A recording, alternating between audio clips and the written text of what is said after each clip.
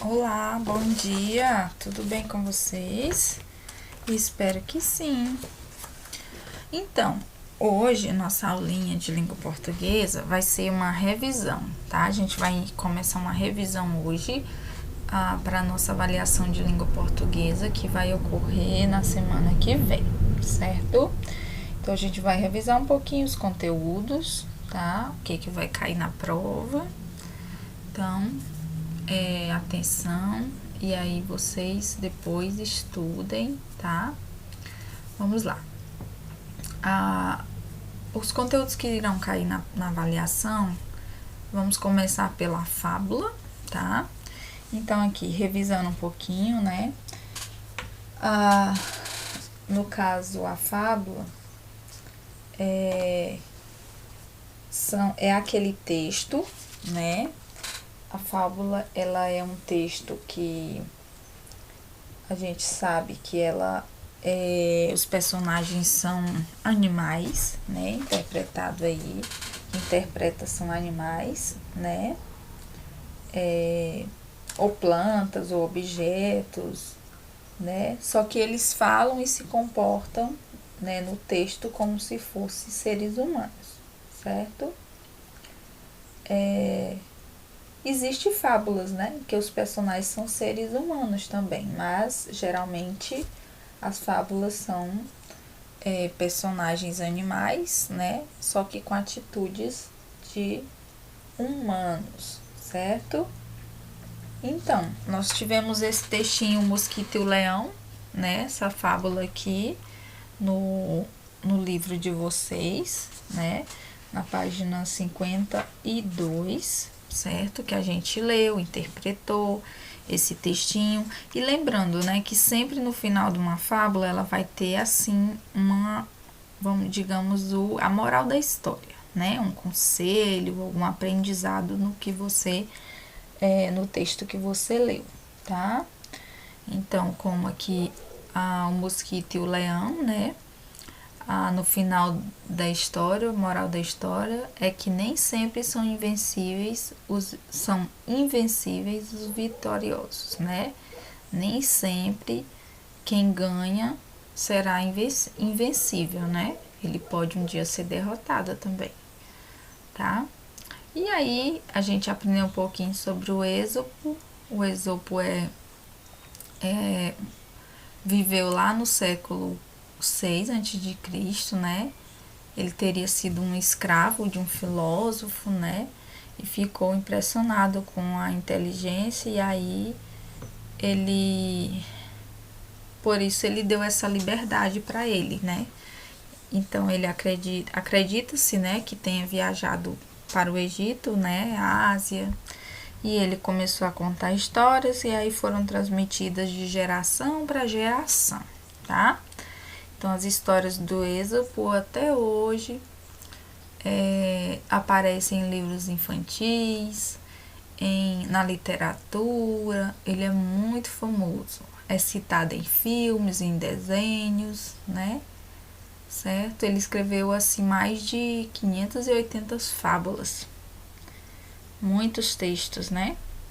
Aí, aqui, essa questãozinha que a Tines colocou aqui do livro de vocês, só para revisar um pouquinho, que foi a questão 10 aqui da página 55, que no caso pode cair uma questão dessa na avaliação, que você vai numerar de acordo com a ordem dos acontecimentos na história.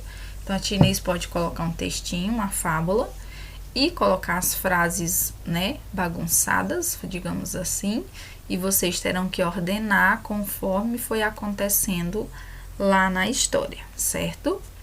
Então, aqui, só organizando o que a gente falou de fábula. O que é fábula, né? Geralmente é uma história curta, é um texto curto, tem uma intenção de apresentar uma moral, uma lição, né? E os elementos que compõem ela, geralmente, a gente, como eu falei, tem animais como personagens, mas com atitudes de humanos, né? Tem sempre uma moral,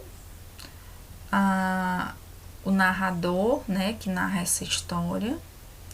O leitor é quem quem quer ler, né, para se distrair. O leito geralmente é destinado para pessoa que quer se divertir ou pensar sobre as ações dos personagens, sobre a moral da história, né?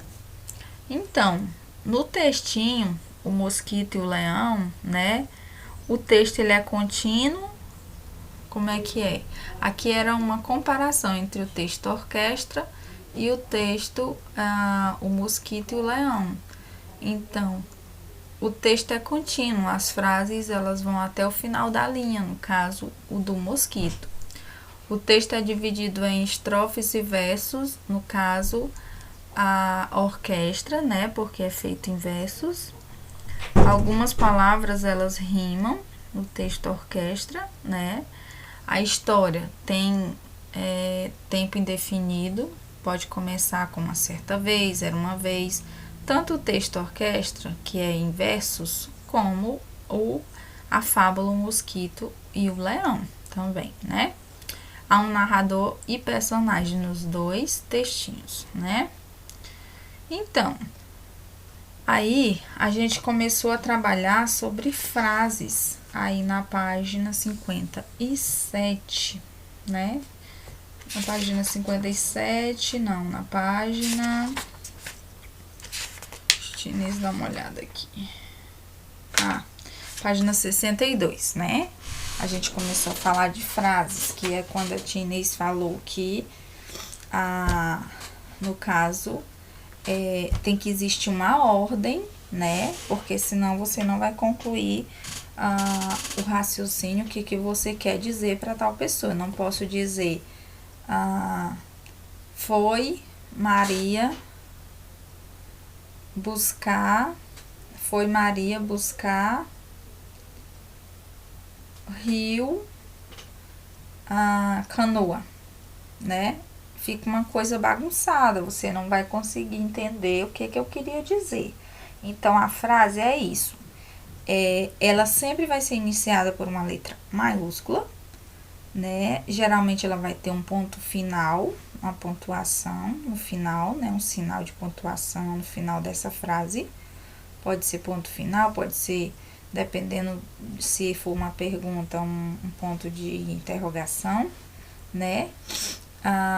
Só que as palavras, elas têm que estar em ordem para poder você comunicar a sua ideia, o que você está querendo falar, né? Então, eu tenho que ter uma sequência de palavras que conclua a minha mensagem, o que eu quero dizer. Então, isso é uma frase, tá? Certo?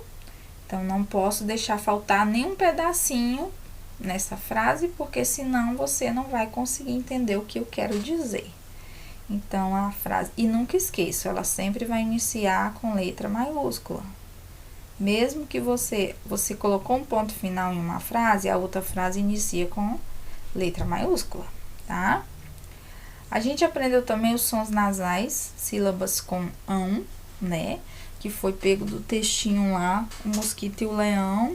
Então, aí tem a frase, o leão sentiu as picadas e ficou muito furioso, né? Aí, vocês encontraram aqui as palavras que terminam com a palavra leão, né? Balão, vão, pão, botão, pinhão, sabão e cão.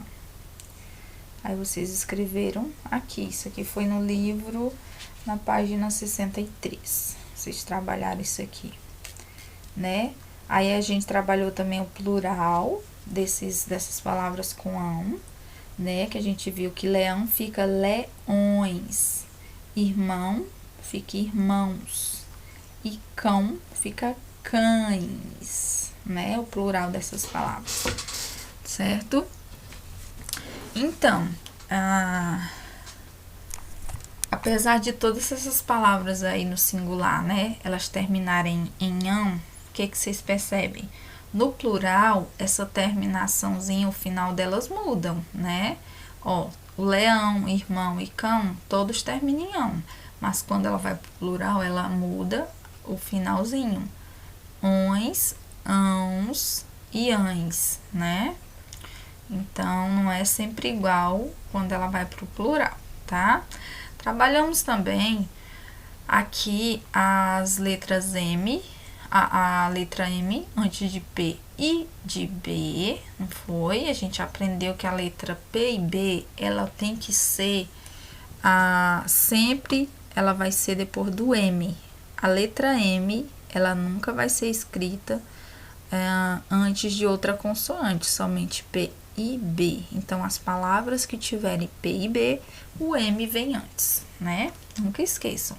Usa-se M antes de sílabas começadas com letra P e B, tá? Certo? Vocês fizeram atividadezinhas aqui no livro de vocês, nas páginas 65 também, né?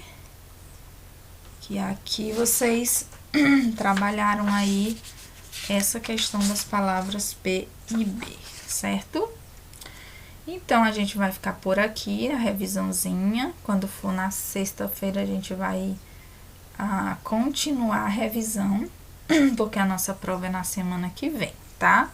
Então, vão estudando esses assuntos que a Tia Inês passou aqui agora, até aqui, sobre a letra M, tá? E a palavra, as palavras escritas com P e B, né? Lembrando que M se escreve antes de P e B e N antes das demais consoantes, tá bom? Então, a gente vai ficar por aqui e até a nossa próxima aula sexta-feira de língua portuguesa, que amanhã nós temos aula de matemática. Tchau, tchau!